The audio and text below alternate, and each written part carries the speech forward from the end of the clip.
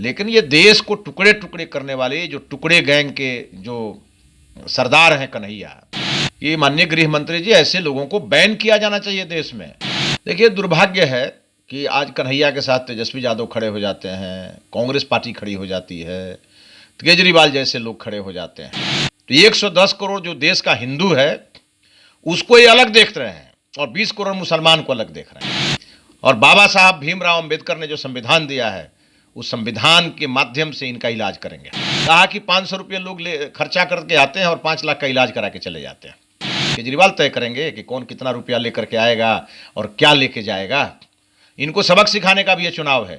अगर इनको कंट्रोल नहीं किया गया तो हर भारतवासी और हर राष्ट्रवादी के घर तक ये घुस जाएंगे और जो पाकिस्तान में होता रहा है हिंदुओं के साथ, वो दिल्ली में भी करेंगे। नमस्कार, आप देख रहे हैं लाइव सिटी, मैं हूं आपके साथ सौरभ राज। बिहार में कन्हैया कुमार सीएए एनआरसी को लेकर के पूरे राज्य में भ्रमण करने वाले हैं और सरकार का विरोध करेंगे सीएए एनआरसी को लेकर के। उन्होंने कहा कि अगर नीतीश कुमार एनआरसी का विरोध कर रहे हैं तो विधानसभा से इसका प्रस्ताव पारित करें और सरकार के खिलाफ एनआरसी के लिए आवाज उठाए। हमारे साथ है भाजपा के वरिष्ठ नेता और विधायक मिथिलेश तिवारी जी। इनसे जानेंगे कि क्या कन्हैया कुमार का जो प्रदर्शन है, विरोध है, पूरे राज्य भ्रमण करें, कहां तक सफल होगा, कितना सरकार के सामने वो खड़ा रहेंगे।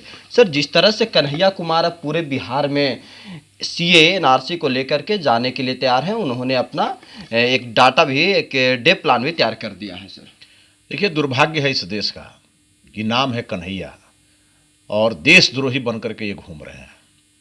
पहले भी इन्होंने जेएनयू में जो किया है वो पूरी दुनिया ने देखा है। और आज जिस प्रकार से सीएए को लेकर के घूम रहे हैं, ये मार्क्सवाद और ये लेफ्ट का एक दूसरा रूप ये प्रदर्शित कर रहे हैं। और हमको लगता है कि जिस ओर ये देश को ले जाना चाहते हैं कन्हैया और शर्जिल जैसे लोग, नरेंद्र मोदी और अमित शाह के रहते संभव है ही नहीं। दिल्ली का चुनाव आया है, बेचैनी में हैं लोग, और इसके बाद बिहार का चुनाव आने वाला है अक्टूबर नवंबर में जी। ये चाहते हैं कि कुछ ऐसा कर दें कि लोग कंफ्यूज हो जाए, वर्ग संप्रदाय के नाम पे बांट दिया जाए। लेकिन ये देश को टुकड़े टुकड़े करने वाले जो टुकड़े गैंग के जो सरदार हैं कन्हैया, इनको ठीक से मजा चखाएगी देश की जनता भी और बिहार की जनता भी।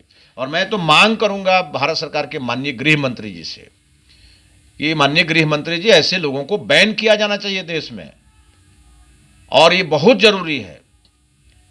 और मैं जानता हूं कि हमारी जो केंद्र सरकार है वो लोकतांत्रिक पद्धति से चलने वाली सरकार है।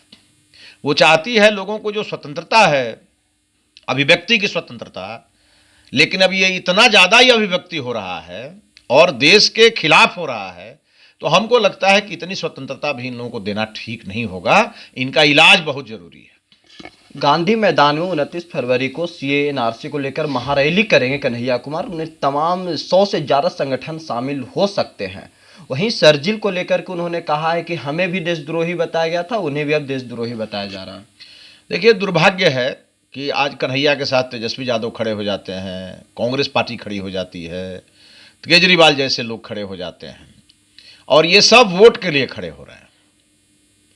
गांधी मैदान में पटना में रैली करने वाले हैं। महात्मा गांधी जी का पवित्र वहाँ पर प्रतिमा है उस गांधी मैदान में। वहाँ जयप्रकाश नारायण जी ने भ्रष्टाचार के खिलाफ हुंकार भरा था। नरेंद्र मोदी जी ने वहाँ से सभा करके इस देश को बदलने का संकल्प लिया था। और उसी गांधी मैदान में कन्हैया जाकर के इस देश तोड़ने की बात करेगा, तो गांधी जी की अगर आत्मा कहीं है तो वो आत्मा तो उसी दिन मर जाएगी।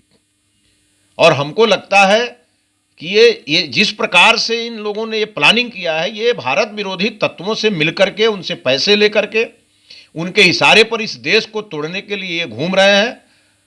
मैं तो हतप्रभ हूं कि भारत में जन्म लेने वाला, भारत की मिट्टी का कोई भी व्यक्ति इस प्रकार का काम करेगा, कुकृत्य जो ये कर रहे हैं, इसकी तो अपेक्षा हम लोगों को नहीं थी।